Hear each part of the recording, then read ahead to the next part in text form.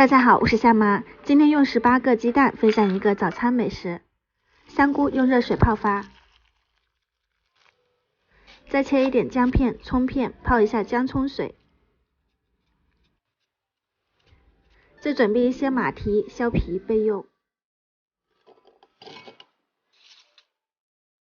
马蹄和香菇用料理机打碎，也可以用手工剁。再准备一些肉末，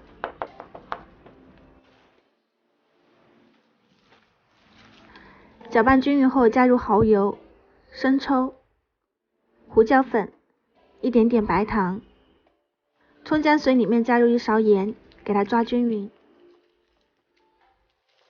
再把葱段、姜片捞出来，加一点点鸡精。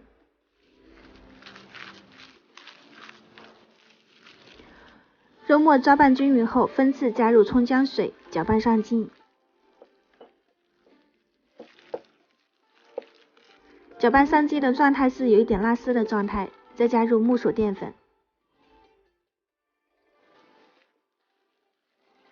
给它抓均匀后腌制30分钟。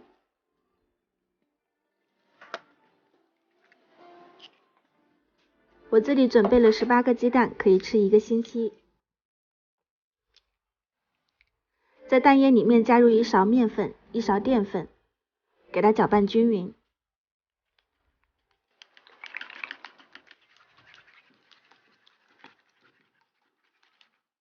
用过滤网过滤一下。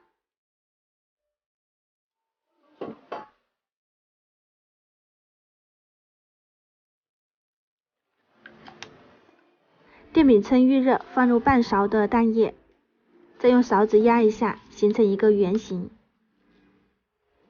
之前呢，用纯蛋液教大家这样做了一个蛋饺，这一次的话呢，里面加入了淀粉、面粉，韧性会更好。我们的一个蛋皮就做好了，笼屉刷油，再把肉馅包入蛋皮里面，捏紧，像这样就可以了。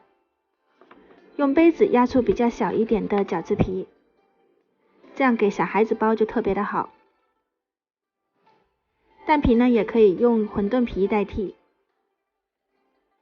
包好后放到笼屉里面，